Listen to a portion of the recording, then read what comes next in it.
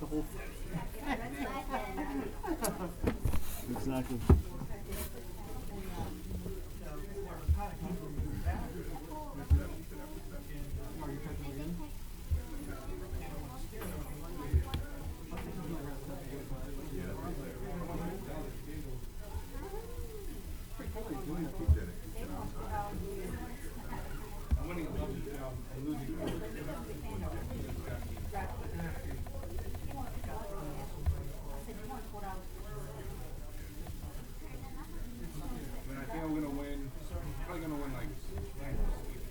How's it going? I'm in the playoffs. Dude, one of my fantasy pros lineup, they're at 165, and I got to so I should be. Dude, you're going to be in the playoffs, by the way. Huh? You're in the playoffs. I don't know, man. You need 7 points. You got shut down last week. Doesn't matter, dude. You got shut down last Are week. you nervous? That's crazy. Yes, I am nervous.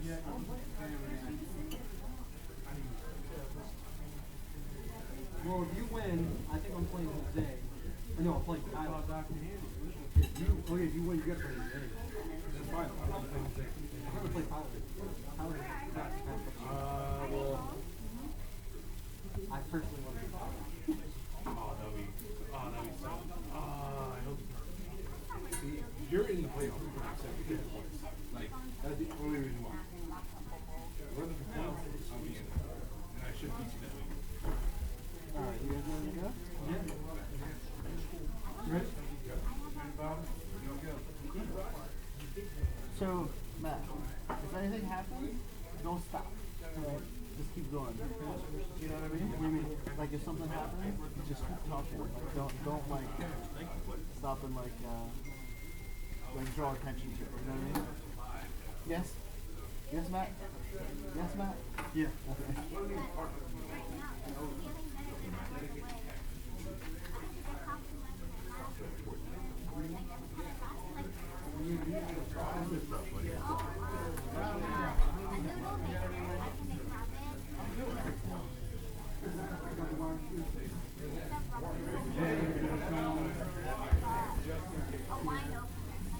Alright, guys, good? So I'll give you the okay. I'll just say okay, ready, and then just start talking.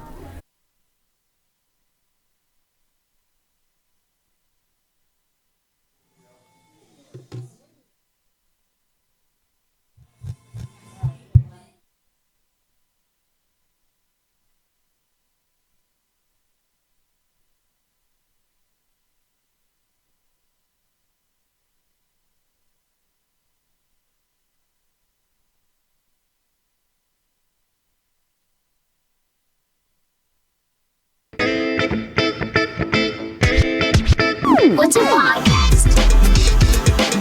I like your show. How did I get here? Welcome to the Shipe Sports Show. Good evening, ladies and gentlemen. Welcome to another episode of the Shipe Sports Talk Show. Joining you live from Buffalo Wings and Beer in Germantown, Maryland at the Kingsview Shopping Center. Buffalo Wings and Beer, home of amazing wings, great variety of wings, great beer selection, and over 24 HD televisions for all your sports needs.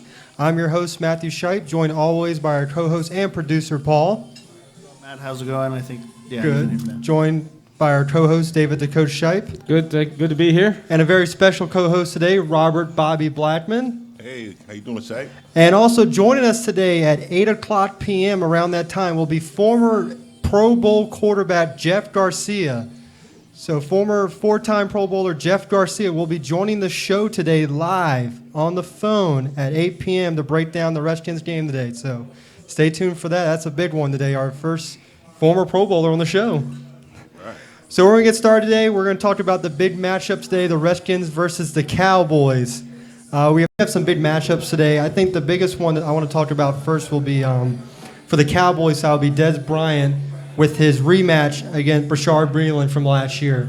You go back to last year, and you had Breeland just shut down Bryant the entire game. When they went into overtime, I mean, they couldn't even throw to Bryant. I mean, Breeland made the game-saving deflection. So, I mean, that's going to be a pretty good matchup, and especially with the way Des plays. So, Blackman, with being a former college wide receiver, I mean, what do you think Des has to do to redeem himself to what happened last year against a rookie? Well, Dez is always going to bring it. I mean, he's one of the best receivers in the game right now. He's very physical, so I think he'll, with everything at stake and Romo being hurt, I think he'll go the extra mile tonight to try to make amends from last year. All right, Coach, what are your thoughts on Dez today? Well, Dez, I agree with the others. What you have to do is you have to find a way to be physical with him, on him, get him out of his routes. And if you can do that and also find out where he's at all times and know where he's at all times, you should have some success against him. And the difference this year is with Dez is, I'm assuming they're going to shadow, I think, maybe D'Angelo Hall from the safety position, maybe on Bryant's side, and maybe give some relief to Bree. I think that would be the smart thing to do. D'Angelo, one of the best cornerbacks in the league for a very long time. They transitioned him to the safety position to give them some help there. So we'll see how that works out. Last week, D'Angelo didn't have such a good game, but I think what's really could hurt the Redskins today, if anything, is their young secondary. I mean, you're going to have Quentin Dunbar, who was a wide receiver turned cornerback. Then, you're also going to have, Breland, Dunbar. It's going to be pretty hard. Will Blackman, they just picked him up off of waivers for Seattle. So this should be very interesting to see how these young guys do, especially not only do you have to deal with Dez, but then you have to Jason Witten, and these Redskins linebackers haven't really proved them much this year in terms of coverage. So, do you have one of those guys shadow him? What do you do about someone like Jason Witten? You have a tight end like that. I think when you have you got Witten and you got Dez Bryant, you have to run like a cover two. You have to get safety help. There's no way that these guys can be covered one-on-one, so you definitely have to get that help. And like you said, I think they will use D'Angelo Hall as a shadow with him coming off the injury this year and not being able to perform as well as he has in the past. I think, with him shadowing will be a great call. You need that veteran leadership back there so you can communicate and tell these guys where to go, where to be, and how to help out their defense tremendously. But I think they'll do a fine job. All right, Coach? Well, with Witten, I think what has lost a little bit with Dallas has, with Tony Romo being hurt, and you've always had the combination of Romo and Witten. I've noticed Castle or the other quarterbacks for Dallas, they haven't looked too much for Witten. Once in a while they're looking for him, but he's not their go-to guy, and I don't know why, whether they've gone away from that or not. But I think maybe the key tonight is, find where Witten, get somebody on him, make sure you account for him. Right. Well, definitely, Castle's going to have to start developing a relationship not only with Witten, but with Dez. So the previous weeks, Dez hasn't really done much to come back from his injury. I don't know if it's because of Romo or what, but he has to get some kind of connection with Dez and Witten going in order, I think, for the Cowboys to stay in this game. But then another way the Cowboys can really beat up on the Redskins is the running attack with McFadden. The Skins' run defense this year has just not been where it should be. Week after week, all these running backs are just piling up over 100 yards, and McFadden's no slouch. In Oakland he had a bad time, injuries. The O-line, Oakland wasn't as good, but Dallas, I think they have a little bit of a better O-line than what he had in Oakland, but they got the front four for the Skins have to step up today. They're doing great in the passing defense, but they got to step up in the run defense. Right. With the absence of Romo, Dallas have to provide a strong running game. And like you said, the Redskins, they haven't been that great against the run this year. So if you establish a running game, that'll open up the passing game. Coach? Well, I think the main thing for the Redskins is the front seven, the three down linemen and plus the linebackers. They just have to play, and one of the old sayings is you play behind your pads. They have to attack, play physical, and it's almost if the front seven's got to put a lights out on Dallas. Now, here's the other key. They have to be able to get away from the blocks of the Dallas offensive linemen. If they don't get off of them and get to where they need to do quick, it may be a long night. But if they can do that and not let the linemen get to the linebackers, the second level, it could be a success for the Redskins. Right. That's very true. But then also, I think it's going to come down to the passing attack. The Cowboys are going to have to beat the Redskins, I think, in the passing attack. I think, with the way they're passing, with Castle, he hasn't won a game yet. The Redskins should maybe almost concentrate on that rush defense. So Dez is going to have to be the one, I think, to step up for the Cowboys. But also, the Redskins have a history of letting not rookie quarterbacks, but backups just destroy them. It's a long history where these guys come in, no names, and they just completely demolish the Redskins. Right. They're going to have to put the pressure on Castles tonight. And that's coming from the defensive line. They're going to have to, whether they run the 3-4, the 4-3, they're going to have to put the pressure on him and force him to, when he goes to the pass, to throw early. Yeah, and also, I mean, in terms of the offense, I mean, Castle, you got to put pressure on him too. I mean, Right. because Kerrigan has not been, I don't know, for some reason this year he's not been the same. And I think what Right. really affected the Redskins defense was when Gillette went down in the training camp. That was supposed to be their second guy to Kerrigan. He was supposed to be a replacement for Maratbo, but instead they had to insert Trent Murphy and Preston Smith. Smith is more of the pass rusher, but if these teams are running it every down, then you can't really get Smith out there. So you stop the run, let Preston and Kerrigan take over for the game. Right. Yeah, you get that. And the other two, thinking of the two guys inside, Baker, Knighton, if they can get some, toughness in there and take control of that inside, I'd say between the tackles, and that would open up for the two gentlemen, Kerrigan, Murphy, Smith, on the outside, and that's the thing. But also the Redskins just keep rotating that defensive line in there, keep them fresh, and in that way, hey, who knows? They could get on top of them and stay. Yeah. But it's like we said in the beginning, the young secondary for the Skins have to step up tonight. Breland, Dunbar, then you have Hall in the leadership. They all got to step up tonight in order for them to get this win. Yeah, and they usually do well at home, so. And a big thing for the Redskins this week is Perry Riley's out. He's out for the next 2 to 3 weeks. And the past couple of weeks, he's been coming up big after being – I think they rated him one of the worst defensive players the first couple of weeks of the season through and he's been all stepping these up. metrics they do and everything. Right. He was one of the worst defensive players, and he started stepping up. And now you got him out. So the depth is really going to show on this linebacker core if they can compete. Right. So let's jump to the Redskins' offensive side of the ball and see what they have to do. And it all starts with Captain Kirk Cousins. The man, I mean, he's been stepping up this year, big in games. We show, when he doesn't throw interception, they win. And at home, he's 5-1 this year. Yes. That's the big key right there, is being 5-1 at home. The first loss against the Dolphins should never have happened. Right. That was a special team mishap, but I think Kirk can lead this team down the field. I mean, you got Deshaun back, and it showed last week what Deshaun can do when he's back. Right. But the main thing for this team is you got to set up the run game.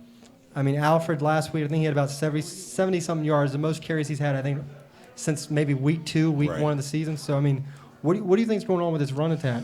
I think they have different backs back there, and they have a different variation of where they can go.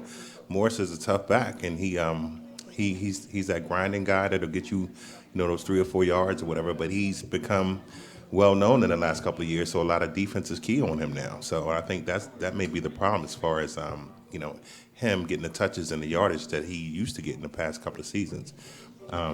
I like Cousins' versatility, though, especially at home. He throws the ball around to multiple receivers. He gets it out, dishes it out to his back. So I think the offense kind of fits him well for that type of game in the NFC, especially playing against Dallas. And I think he'll be very effective tonight with the way he's been playing, especially being 5-1 at home. It's something about being at home that creates an energy for Cousins. Okay. For the run. On the run? Yeah, I sure. got that right here. What Keep are it on you the looking at here?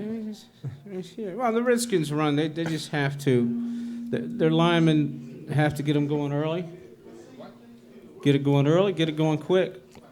And, the thing, if you go down here a little bit, in order to keep it honest, okay, they're going to have to try to go deep a few times. Get Deshaun deep. Loosen up the corners, loosen up especially the strong safety.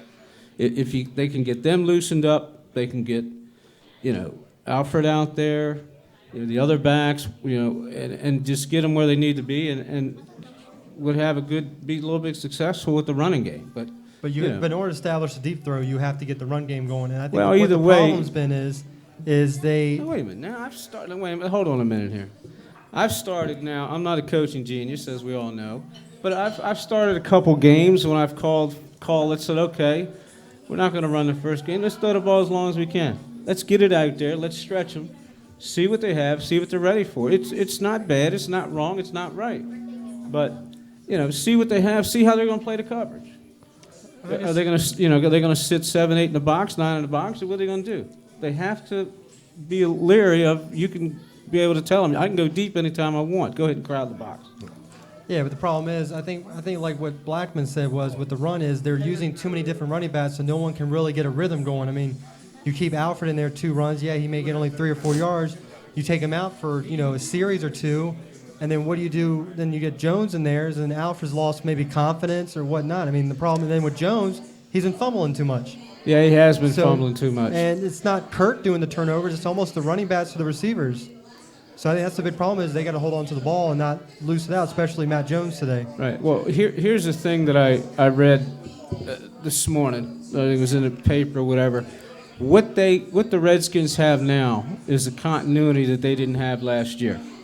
They have the players that'll come in and say, look, there's no eyes on the team like it used to be. Somebody would say something, well, I did it, he did it, he didn't do it, I didn't, like this. What they have now is players that play together. So early in the year, I thought it was bad, Alfred and Matt Jones going in and out, but I think they've got it to a point now where because you don't really hear or read anything about one of the others saying, I should be getting so many touches, I should be getting so many touches. It's what they have going right now as a continuity as a team. It's what they've been trying to get the last couple of years.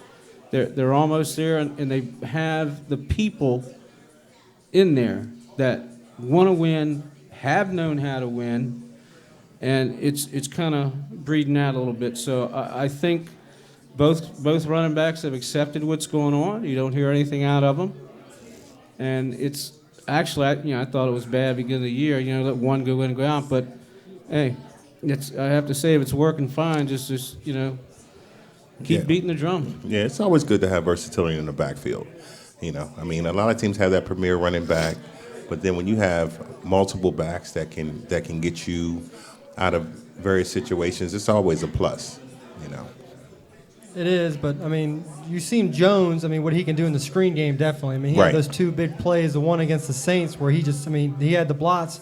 And speaking of the screens, I think they should establish those a little bit more because when you get Brandon Sheriff out in front of Matt Jones, he's a one-man wrecking crew. I mean, he's just pulling right through the defenses. Everyone's getting out of his way. So I would maybe try to establish the screen maybe a couple of days ago with Matt Jones to get him going. And they have been trying. I think they have been trying to get that the last couple of games, and I believe that'll continue. They have become a very good screen team this year. Yeah. All right, well, let's jump to the passing side for the Redskins, and let's talk about Kirk Cousins this year.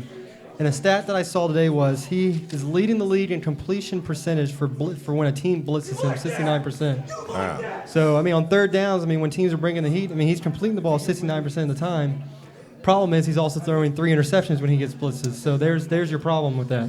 Right. I like Cousins' mechanics over the past few games. You can see he's feeling more confident back there.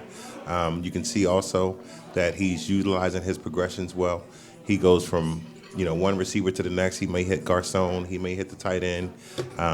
He may hit Deshaun Jackson. And I think his mechanics have gotten a lot better. So, I mean, with that being said, the blitzes will come because they try to put the pressure on him. But once he keeps breaking those blitzes, they're going to stop. They're going to have to run some zone defenses or whatever to kind of contain him and keep him at bay. But he's definitely coming to his own over the last 4 or 5 weeks. So even with the interceptions, I mean, he grows and he comes back from it, and he ends up having pretty great games.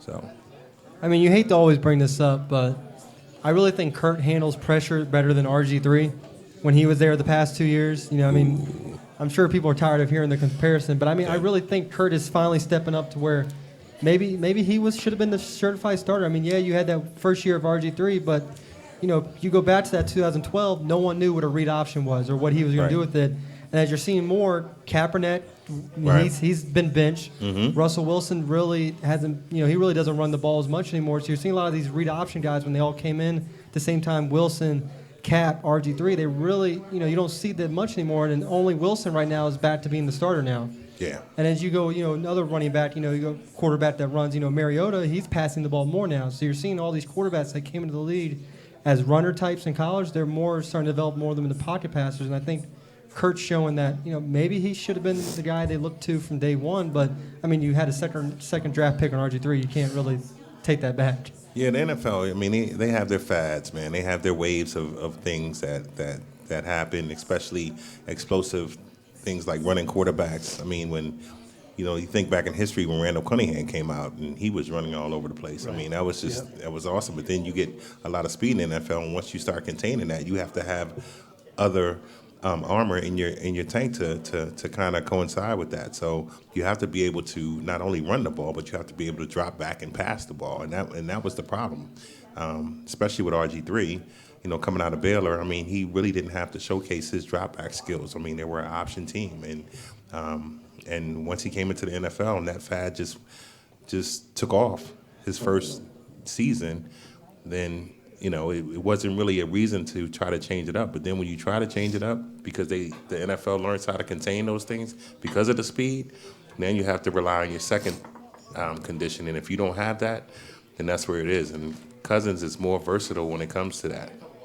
I think the big difference between RG3 that you saw when he was playing quarterback and Kurt is RG3 could never do his progressions. He could never go from 1, 2, and 3. It was always, he never really took the chance to look downfield. It was always, who's the closest guy to me. I think his problem was he couldn't see the field as good as Kurt. I mean, you'll see Kurt, if it's not open downfield, I mean, he'll find the middle receiver. Right. I mean, I think Kurt's last option is, the check down guy, and whereas I think RG3, quickly took too quick went to the check down guy. Yeah, they come from different styles, different offenses, and when you run the option a lot, it's really not the type of offense to where you are throwing the ball and you're checking progressions and things like that. And I think that's where RG3, Kaepernick, and all these guys, got into some trouble, because it was like, now I have to, sit back, and I have to, if my first receiver is not available, I got to go to the second one. I got to check down to the third one, and it's like very difficult for them because they're used to going on the fly. It's either pitch the ball or drop back and throw it. But usually when we run a lot, your first receiver is going to be open because everybody's expecting to run. Yeah, I mean, what do you think about the whole thing, Coach? Well, what you were talking about, I have to agree. RG came out of the option offense, and you're reading, but you're reading more the whole defensive line than you are the secondary. So when you get to a point where now you have to read the secondary, your eyes are still dropping down to that offensive line. What are they doing? Where are they going? And that takes, I mean, you take a second off of looking downfield in the NFL and you're lost. There's nobody there because you're going to be on your back. But I think, with Kurt getting better, I mean, Kirk knows that this is his team now. It's his team to take. And, how Kirk goes, this team will go. So he keeps getting, more and more, into the team and accomplishing more things, and the comfort zone is coming each week. So that's where you see he's gotten better. And also the major difference between Kurt and RG3 is Kurt doesn't get sacked as much as RG3. RG3 will hold on to the ball too long, and you saw the pocket just collapsed on him, and he was so he stopped using his legs last year. Like you saw him his first year when the pocket collapsed, he was gone for a good 10, 20 yards. Felt like last year he was afraid to run the ball. I know it was because probably the knee injury he was getting and everything. He was scared. But I think that was the main thing last year that killed him was he couldn't get the ball out in time. And people blame the offensive line. It was the same offensive line both ways. It was the same offensive line. Yeah. So I don't know how you can blame the offensive line. It was the same one as last year. I agree. I think, like you said, it was a multitude of things. I mean, me personally, I think he came back from his injury too early. I think he should have sat out the whole season.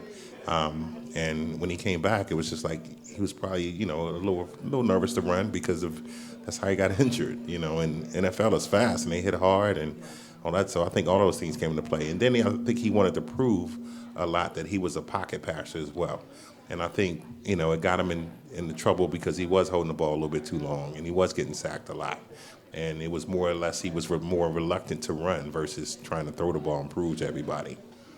Well, also, you go into the preseason game where he got hurt, against the Lions, and RG3, got the concussion that led to Kurt starting. Kurt, with the same offensive line, took him right down the field. So it's like, Right. I don't know if the offensive line gave up on RG3 and finally said, I can't block for this guy, or what. But that was the big difference was Kurt. RG3 was taking the stats, hold on the ball. Kurt, he's getting it out, and you saw over the years from here to last year, the interception rate definitely went down a lot. Right. And the big thing that was killing Kurt the past couple of years was when he threw the pick, his confidence level was just shot. Right. He couldn't get out of his head. He was in the back of his mind, I threw the pick, and then after that, it was just downhill from there, pick after pick. But this year, he throws an interception, he's able to get focused again and take him down the next drive and have him score. And that's a big thing. I think a confident issue from Kurt definitely stepped it up this year. Yeah, I think it's definitely more comfortable because he knows it's his team now, and he knows he's not getting yanked and pulled out. I mean, that's always got something going on back there, don't we? But it's always it's always comfortable when you feel like you're not coming out and this is my team. I guess Kurt liked that comment. Yeah. There it is. So let's keep going with the passing attack here. Kurt, I think the big one is, everyone's talking about Deshaun Jackson, Pierre Garcon. I think Jordan Reed is the man you need to talk about. He's the one that's setting this offense up. And, when they lost Deshaun, you lost that aspect. But I feel like if you lose Jordan Reed, I think that will hurt this offense a lot more because when Reed goes down, you lost your two backups early, in preseason. You lost Niles Paul. You lost Logan Paulson. So, if Reed goes down, this offense, if we saw the one game he was out, really hurt. They were hurting this year. So I think instead of always saying, that he needs Deshaun, it should be he needs Jordan Reed because that's his man. That's his go-to guy. When they're in the end zone, 5-yard line, that's his fade route because he has the size. Granted, the speed comes with Deshaun, but the disadvantage of his speed is he ain't the tallest receiver. Right. And he ain't going to go up and physically take a ball away from a cornerback, but Jordan Reed can. Right. So, what are your two thoughts about Jordan Reed in this part of this offense? I think it's a big part of this offense. You have to have a go-to receiver, and like you just said, this is Cousins' go-to receiver, and it gets you back to where, let's look at this: Romo, Witten, Brady, Gronk, and you can hear Cousins, Reed. So now you're getting, if they keep this up, you're getting to a point where they're up there with the top 3, 4, 5 quarterback receiver combinations could be in the NFL. Right. You have to think about it like this: the big possession type receivers are the ones that are probably give you the most contribution to the game because they're going to be your 3rd and 5 guys. They're going to be your guys that'll get you to 10 yards over the middle and things like that. The Deshaun Jacksons and the speedy receivers are the big playmakers. They can change a game at any time. But when you're driving an offensive drive and you're going down the field and you're nickel and dime and you're using your big playmakers, your big play receivers, you take it in history. One of the biggest receivers ever played for the Redskins was Art Monk, and he was the most. Correct. He was the biggest possession guy and had the most catches and Mr. Reliable. He did all the dirty work over the middle, and that's where the heart and soul of the offense comes into play. Well, I always said for the past couple of years, the problem with the Redskins has been they don't have that go-to receiver that can go up. If Kurt or when RJ Scorber are in trouble, they could just throw it in the air and they'll catch it because Deshaun couldn't do that. Pierre, he's more a possession guy, catch in the middle of traffic. Right. He's not the biggest guy to go up. Right. But I always thought they were missing a guy like a Dez, like a Julio, like an AJ Green, where you just throw it up, you can count on them to get it down, and that's what's been hurting them for the past couple of years. But now with Jordan Reed, you have that guy that can go up and get the ball. Right. Without a doubt. Right. Then the next thing with this offense is, Pierre is Jordan Crowder, coming to a really good slot receiver now for him. Nice little in routes, slant routes. And he's really taken over the role of Santana Moss. He's almost like the 2.0 version of Santana, their newer guy. Right. I think when they realized Santana was out of his, was going out of his prime, they're like, we need to find a guy who can replace Santana. And they found him in Jordan Crowder. What are your all thoughts on Crowder this year? Well, I love the slot receiver position. that's what I played, and I love it. And I think he's been coming on as of late, and doing a very good job, effective. Like I told you guys before, when you do that dirty work over the middle, and they usually pair him up with a lot of linebackers, which he can outrun, and if he gets a little physical, it's not hard for him to get open. And he gets open, and he gets those 10, 15 yards you need. I think that his future is very bright, but he's a big part of the offense as well, and he's been coming on as of late. All right, and real quick, you go back to Deshaun real quick about him being a playmaker and all the stuff he did with Philly. Everyone remembers, the Giants game where they had to win to get in the playoffs, and with no time left, they punted to Deshaun, and Deshaun just took it to the house. And the reason I bring that up is that on Monday, Jay Gruden has stated that if they pin the offense for the Cowboys deep, like if they have to punt out of their own end zone or 20 or so more in, Deshaun will be back to take the punts today. Oh. And I think his reasoning was he needs a big playmaker because really they haven't got anything on special teams going. Right. Audric Robinson, he's the kick returns and everything, but they really haven't got anything on the punt. So they're hoping that Deshaun can bring that. So it's finally great to see Deshaun back on punt returns, as far as I remember, since they brought him in, he hasn't done that, and he was Right. known in Philly as being the guy who can change that game with, just catching the ball and just going. So Right. we'll see how that plays out. If the defense can stop, the Cowboys on several 3-and-outs, so you're going to see Deshaun, see what he can really do. So what are your thoughts about, Coach, on Deshaun being back on punt returns now? Well, hey, time will tell. We'll see what happens. As long as here's the biggest thing: keep Deshaun healthy. Yeah. Okay, he's had a little bit of, remember early in the season, he had a little problems with his hamstring and stuff. Is this going to put any pressure on that other than just being a wide receiver? Or is he well enough now that he goes, okay, I can do it, there's no problem with me? And here's your thing about Deshaun is, and you mentioned the first play to take, maybe take a shot down the field. Claiborne will probably be the most likely their top cornerback that's going to be on Deshaun. He's just coming back from I believe foot ankle and a hamstring injury. So why not test him the first play? Because they were talking about, maybe Claiborne would be the guy to go on Reed, but you're going to have Claiborne, Deshaun, and take the shot. I mean, Blackman, when you were a receiver at San Jose State, and you say you were playing against a corner that came back from an injury, did you guys attack him right away? Did you want to see what he was doing? You gotta do it. I mean, you can't go light on anything. If you know someone out there that has an injury or disadvantage, you got to take advantage of that. It's in any game. It's if you're out there, then you're subject to get whatever's coming to you. And if you're not healthy, then you shouldn't be out there. So yeah, definitely.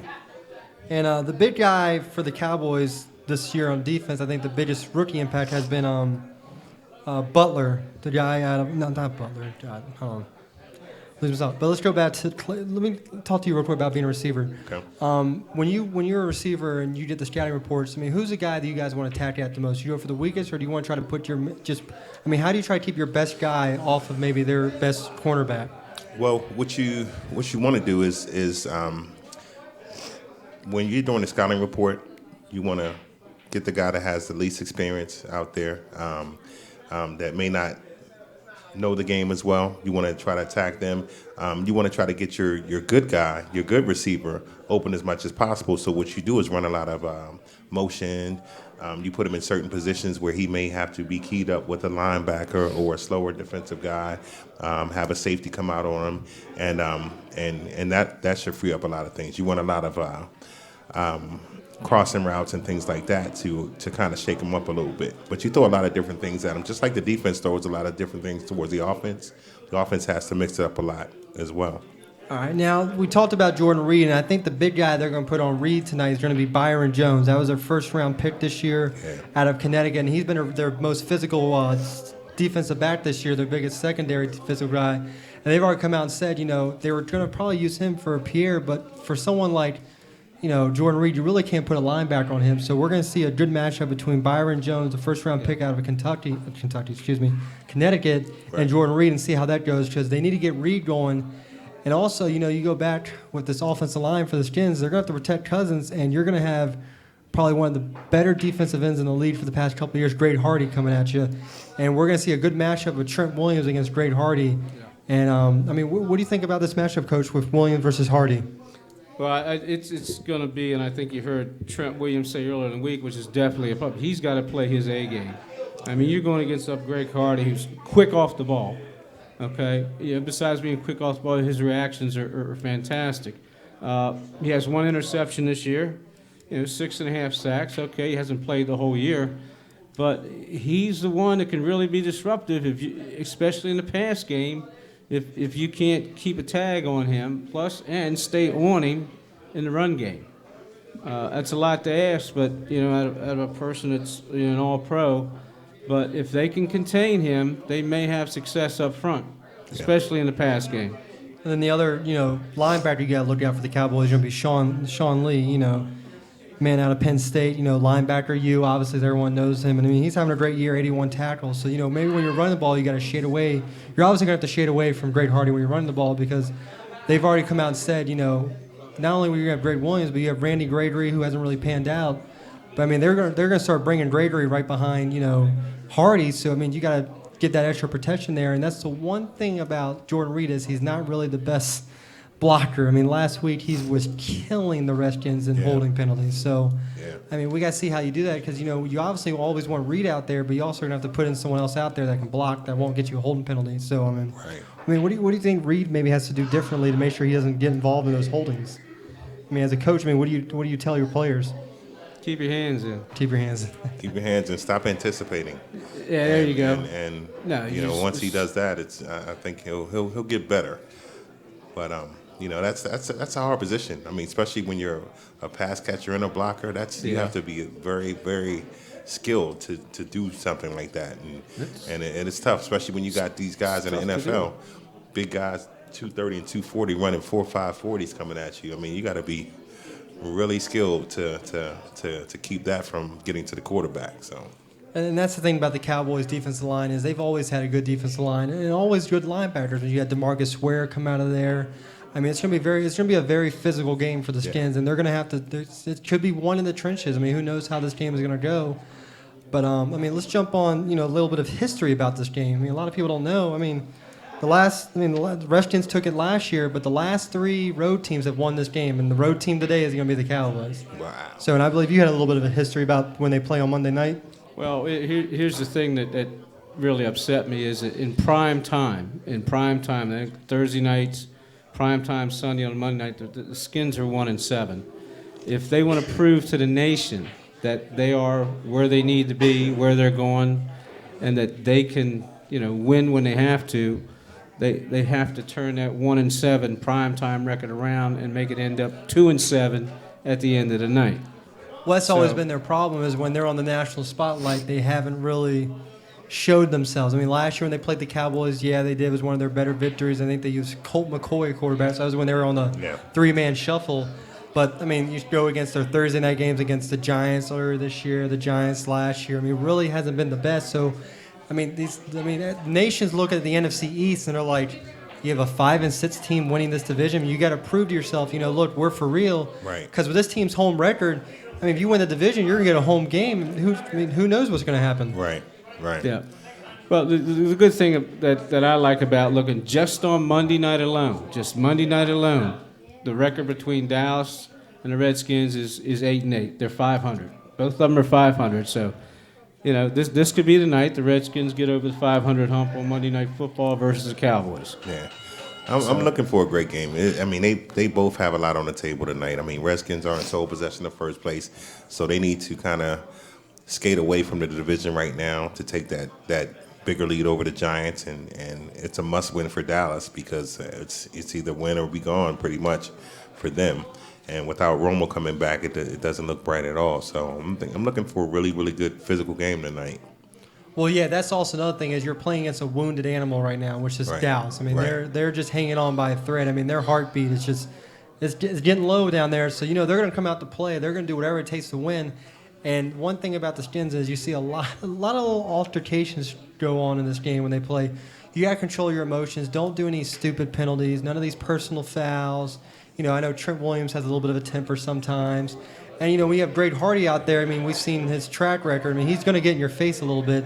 So you have to have people like, Deshaun, all them, just calm yourself down and just do your work. Don't commit stupid penalties. Right.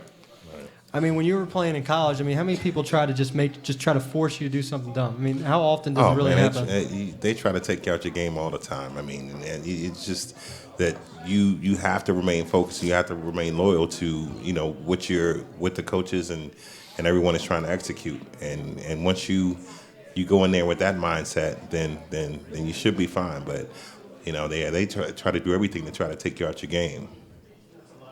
A lot of trash talking, I guess, huh? Oh yeah. Oh, this game, oh, yeah. yes. A lot of trash. There was a quote going around today on the internet about what the rivalry meant to the late Sean Taylor, and he said, "Look, it's just we both just go at it. All they want to do is talk crap. They think they run us and everything." He said, "Just lights a fire in the Skins, and we just want to go out and beat them." So I mean, who's best to say it than Sean Taylor? Yeah. Right. And Sean Taylor showed it on the field too, man. He did. I mean, he's the one vicious. who hurt Terrell Owens, made him not want to play anymore. So He was vicious, man. and it's going to be a physical game, and you got to win. You got to win in the trenches. You got to win the pass game, and the big thing is, I think the biggest key to this game is win in the turnovers. Kurt he just can't force anything today. Right. Just play your game. Don't rush. You get down 7-0. don't worry about it. You're down 24-0 this year to Tampa Bay. You know you can do it. You know you can make the comeback. So don't try to force anything. Just play your game. Don't let anyone get in your head, and just don't force a turnover. Don't do any stupid throws. If someone's not open, you don't feel too comfortable, don't go for it. Go for the safe play. I mean, that's what you got to do.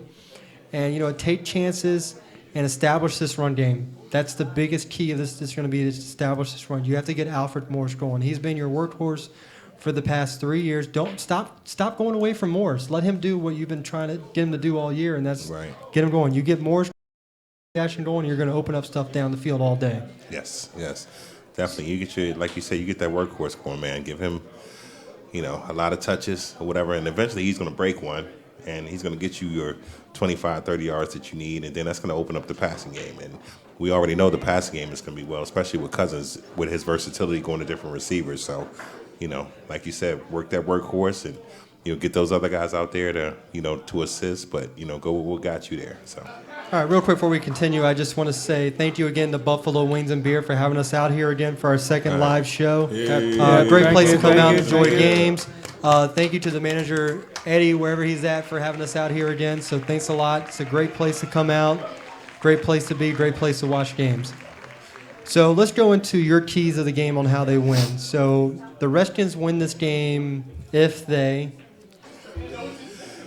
Redskins win the game if they go out and execute their game plan, establish the running game,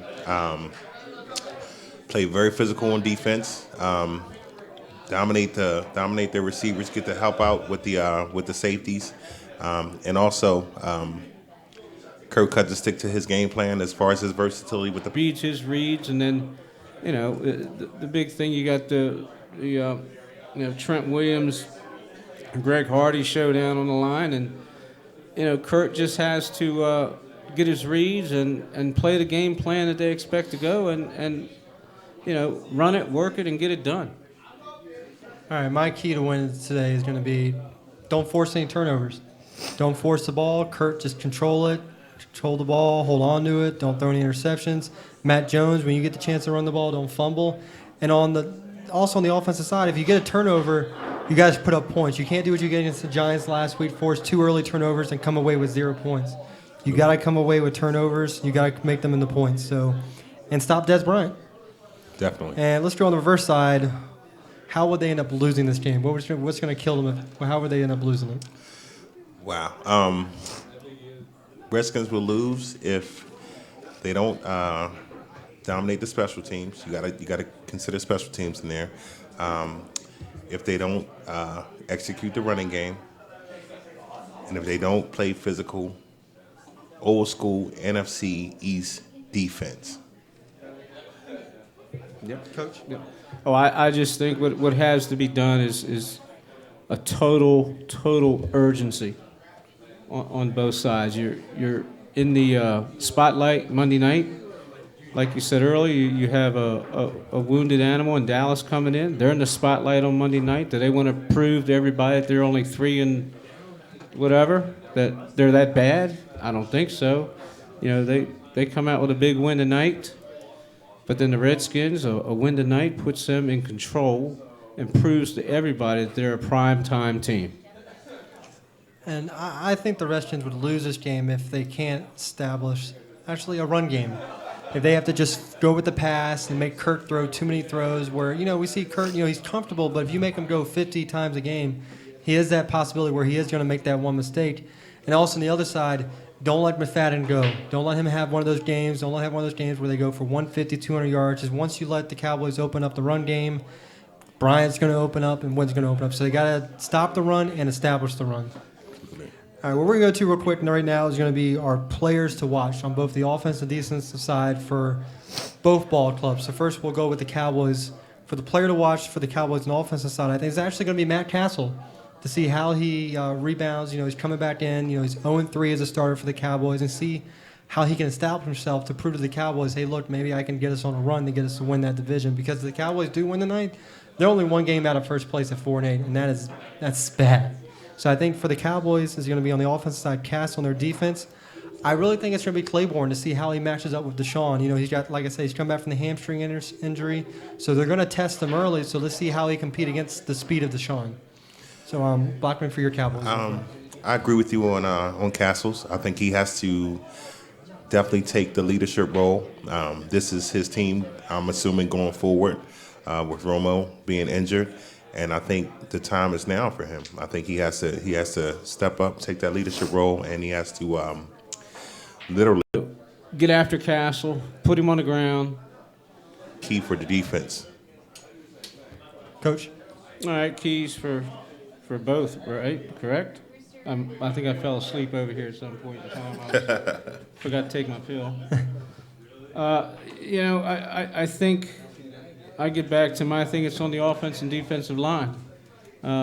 Murphy, Baker, Kerrigan, if they can get with a pressure on the Dallas line and get them disoriented and give a good attack on them. And then, Greg Hardy and Trent Williams. Trent has to do a good job on Greg, but then we can't forget the other Dallas defensive linemen who are not bad. But hey, we get Greg Hardy control, we can probably get some run and passing going also. Also, one person we haven't mentioned for Dallas is their one receiver, and I believe he's playing tonight, and that's Cole Beasley. Slot guy for them. Slot. If you look at Cole Beasley, even with Castle or Roma, 50% of his completions that have gone to him have been for first downs. Well, they're comparing, Smith and Williams right now. There's some big boys. Smith and Williams, yeah. All right, so go on about Cole Beasley. I just think he's their first down guy. He's 50% of his passes that he's caught have been for first down. So you get third down, second down, or 5 or 6, you better find Cole Beasley because he's going to go to him. Okay. All right, and then let's go for the Redskins size on the offense. Who's to watch, and then for defense. Offense for the Redskins, I'm gonna go with the entire offensive line, setting the pace, setting the run game, setting the pass block, see how they get going.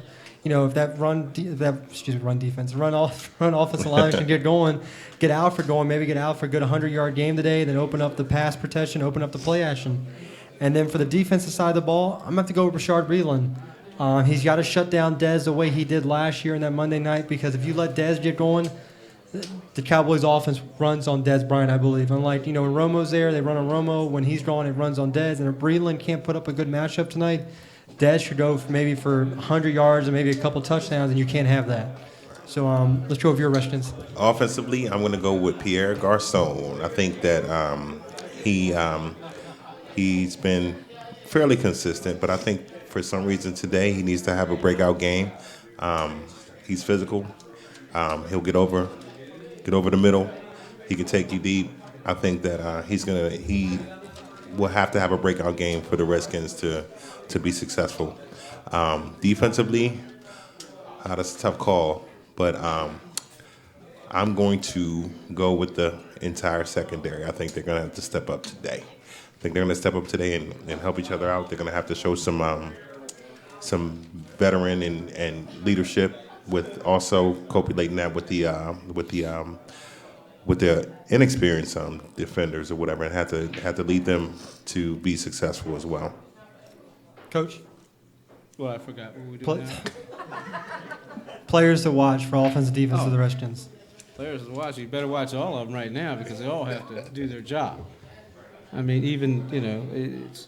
But a matchup here is like what I'd mentioned about Cole Beasley for the Cowboys before, but the Kyshaw Jarrett, he's probably going to check the guy in the slot, and that's going to be Cole Beasley. If he can keep him intact, that will take something away from Cowboys, and then that opens up for everybody else to free up and go after Bryant, double cover, whatever they have to do against him.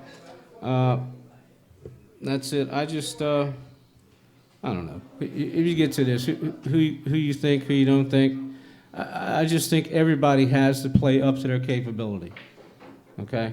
Every Redskin player has got to put forth the effort they need, play their A game, prove to the national audience that they belong where they are in first place.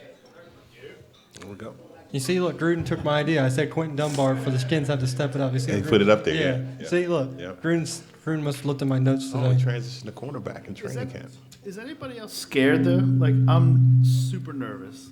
I think from listening to the radio today, a lot of Skin fans are nervous, and a lot of the radio hosts are nervous because this is what you call a trap game for the Skins. They were projected to win. I mean, they're a 4-point favorite, but in games like this where they need to win, they always find some way to lose it. So, I'm sure Skins fans are scared a little bit.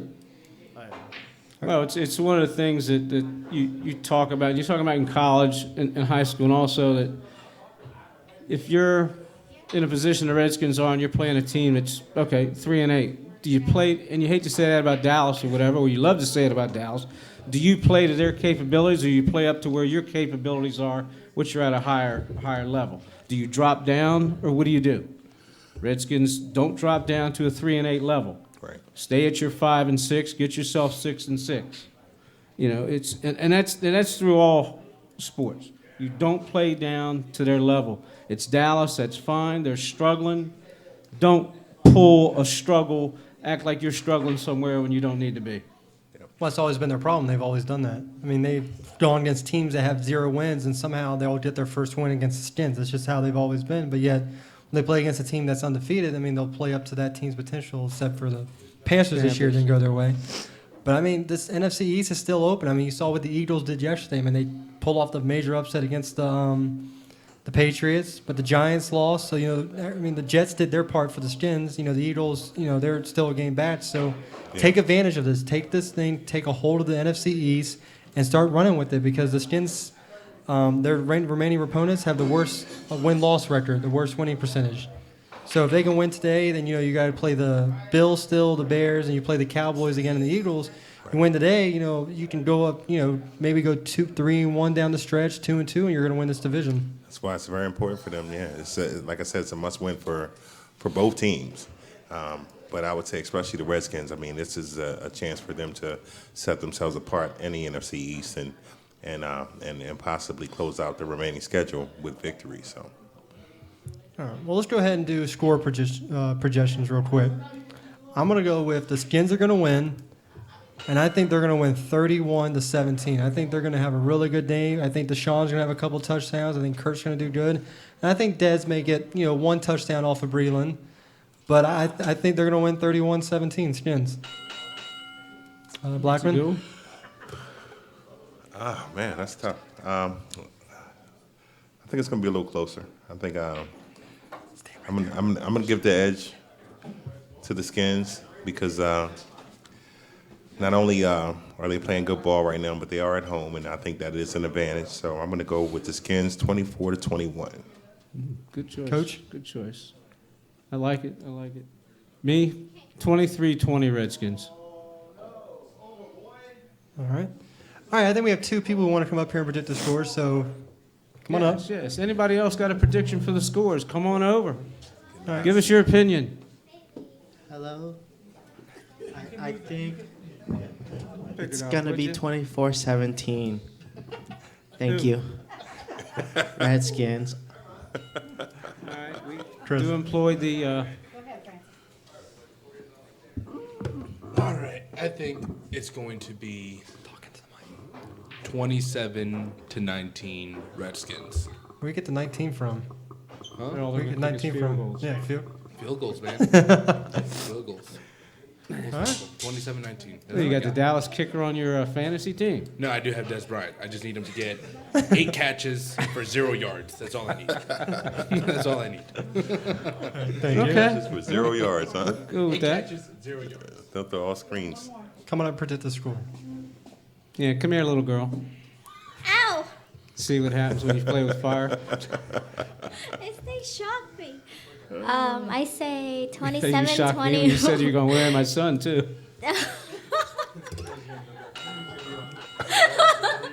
27-20, thank you. Well, no, 27-21 Redskins. Okay. Do I get a prize if I get it right? No. Then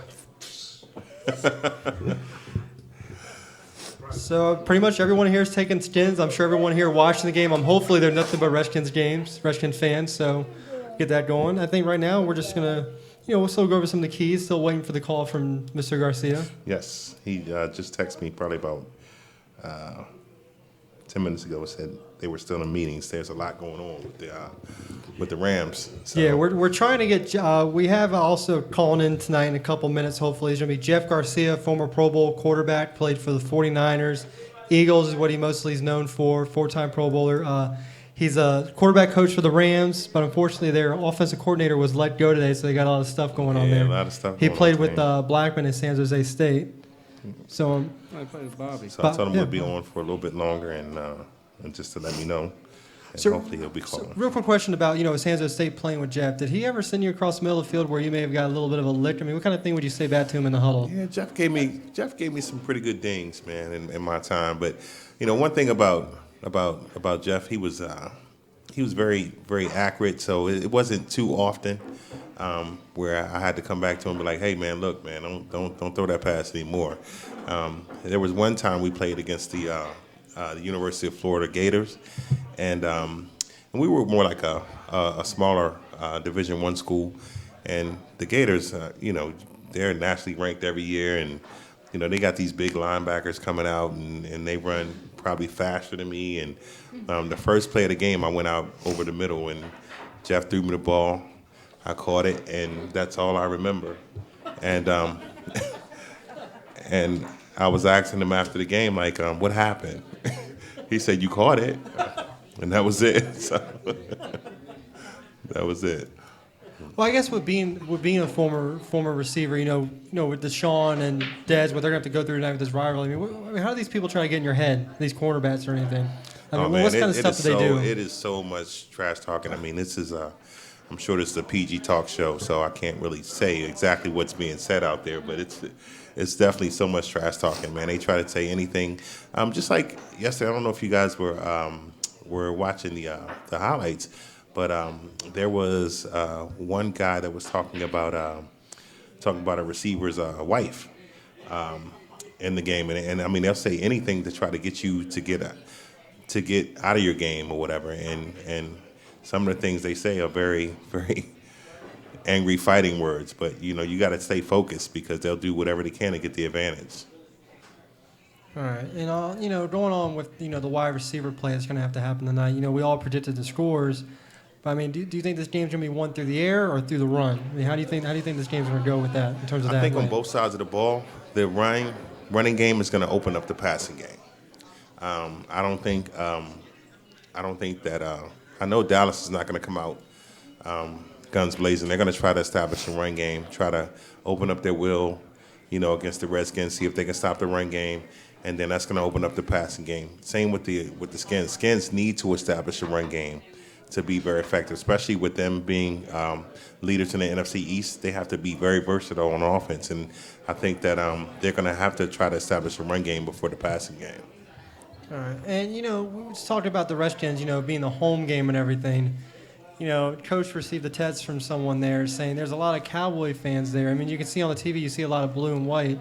And I think that's also one of the problems with playing at home for the Skins is it's almost like they're playing away games sometimes. I mean, I remember a couple years ago I went to a Skins-Cowboys game, and I'm sitting in the stands, lower level, and around me were nothing but Cowboy fans. And I think that's the thing why the Redskins also need to win these games is they need to get the fan base back involved, come out to FedEx and support them. I mean, for a game like this, you need to pack that stadium with nothing but red. You need to stop the Cowboys fans coming because when you go, the Nationals had this problem in baseball where they were filling, Philly fans were coming in, Mets fans, and they did a little something called Take Back the Park where I don't know if you could do this in the NFL, but the only way you could buy a ticket for the game was if you lived in the area. Like if you lived in D.C., Maryland, Virginia, you could buy tickets, but if you lived in Pennsylvania near Philly, they weren't letting you buy tickets or nothing. So I don't know if you could do that in the NFL. But, I mean, hockey was doing it, too. They were blocking other fans from getting it. So I don't know if maybe Dan Snyder can look into that. I mean, I know he's more about money. Yeah. But try to block these other fans from getting tickets. Let's fill up those seats with red and make these players know, this is our house. We're not going to let it happen. No, I agree. I think home advantage is everything. And when you have, your fan base there supporting you or whatever, I mean, you're able to do more amazing things than not, and I think that's very important. So if the NFL can establish something like that, or the Redskins can establish something like that, that would be great because there are a lot of teams that travel well, and Dallas is one of them. Pittsburgh travels well. Probably the best. I went to a game a couple of years ago where Pittsburgh was playing the 49ers, and half the stadium was Steeler fans, and I was like totally amazed about the following that they had, and I mean, whether they're doing good or bad, I mean, you still get that following. So, I think that the Redskins need to follow suit. Hopefully, that'll help out. Well, as a former player, I mean, at San Jose State, I mean, how does that affect? I mean, affect your playing type, the atmosphere that you have there with being home crowd. I mean, did you ever play a game at home where it was mostly away fans and you're just like, whatever? I mean, how does that affect a player? Well, I can't tell you how it affects from an away standpoint because, we play some pretty big schools, and I played in excess of crowds of 80 to 100,000 people, and the thing about it is that when they do something good, you hear the roars throughout the crowd, and when we do something well, you don't hear anything. So it kind of takes a toll, on you or whatever, and it kind of beats you up, emotionally or whatever, and it does take a toll. So that home field advantage does mean something. That whole Seattle thing in the 12th man, it really means something. I mean, people don't think that it does in the NFL, but I totally disagree. I think the home field advantage means a lot. All right, definitely. And then also San Jose State, congrats to your former team for making a bowl game this year as being one of the first 5 and 7 teams to make a bowl game. Yeah, we're going down to Orlando this year to play Georgia State. I think this is probably the first time we ever played this opponent, and but granted a bowl game, so hopefully I'll get down to see my old university play. All right, so let's wrap it up. We'll go with final thoughts. I mean, we may have to push him by to maybe that's something. Yeah, I mean, you got a lot of stuff going on there, so let's go with final thoughts for the game real quick and see if we can get Jeff on the show before we end it. I mean, you're seeing the warm-ups and everything. I mean, Deshaun looks good, but you're going to have to do, just stop. I mean, make Matt Castle uncomfortable, make him force interceptions, and stop McFadden. I mean, that's what final thoughts you have, and just don't let Dez beat you. I mean, if you can hold Dez to 0 yards and 0 catches, I mean, do what you got to do. I mean, that's what you have to do to win. Don't let Dez catch the ball at all, Coach. Yeah, just put the pressure on Castle. Make him make a mistake at an opportune time. If you keep him wandering up there, he may, if he's trying to go to Dez, underthrow, overthrow, or you might find a burgundy jersey on occasions. And even, make McFadden do a little slip and slide at the line of scrimmage, and don't give him any room to break one. All right. Blackman, your final thoughts? I think that what the Skins, I mean, like I said before, what the Skins need to do, they really need to they need to come out. They need to come out and execute their run game to establish their passing game and impose their will, on the Cowboys. Like you said, when you got a wounded warrior and they're down, you gotta take advantage of that. And I think that's what the Redskins need to do to get the victory. Real quick, to my producer, Paul, why don't you tell people where they can find us at? If they want to look us up. I know which one's the right one. You're right. So you can catch us, the Shipe Sports Talk Show, at www.shipesportstalk.com. You can find us on all the social media sites like Twitter, Facebook. Just search Shipe Sports Talk, and you'll be able to shoot us some questions. We'll mention you, give you shout-outs on the shows every week, and you'll get all the podcasts at the website too. So all the way from the very beginning. It's been, how many episodes? It's like 38 now, isn't it, Matt? What? Would you forget to take your pill It's your 38th show. This is our 38th one, yes. Yeah. So anyway, so it's every Thursdays around 6:30. You can catch us live on YouTube, and we always put the podcast up too. So you can just subscribe on iTunes or on Stitcher, or however you get your podcasts, and you'll get the new episode every week. So yeah, that's pretty much it. So I guess unfortunately we won't get to the interview with Jeff today, since I guess with the whole turmoil going on with the Rams, and I guess we're firing your offensive coordinator, being the quarterback coach, you got to get going with your new one. So it's all right. Unfortunately, but we will get him on the show. I know I put it out there on Facebook and everything. We're getting Jeff Garcia on the show, so I apologize to the fans for that. Things happen. Actually, he's getting a more important role now with the offense. So I think that's why they're having these meetings that extending. Congratulations to him. Yeah. But we'll definitely get him on the show one day. I mean, he will be on. But like I said, I apologize to the fans again. But I mean, when an offensive coordinator just gets fired, it's so hard to get someone on like that. Yeah, I mean, totally unexpected. Nah. Thanks to Blackman for joining us again. Yeah, thank you for coming out and joining us. Really appreciate it, you guys. Put you in the hot seat again. Yeah. So once again, for myself, Paul, Coach, and Blackman, thank you for joining us on our live edition. And everyone have a good evening and go Skins. I have to say one thing because my son is going to kill me if I don't say hello to my son, Xavier Blackman. Last time I was on the show, I didn't mention his name. He's like, Dad, what kind of dad are you? You didn't mention me on the show. So, hello, Xavier Blackman. I hope you're doing fine out there. Hope you catch me out on YouTube and everything. And thank you to Shipe Sports Talk for allowing me to be on the show. Appreciate it. And one little thing also before we go, a little thing out for today is Pearl Harbor Day. So prayers out to everyone who was lost that day during Pearl Harbor. So thank you. Yes. Go Skins and have a good Prayers evening. for everybody.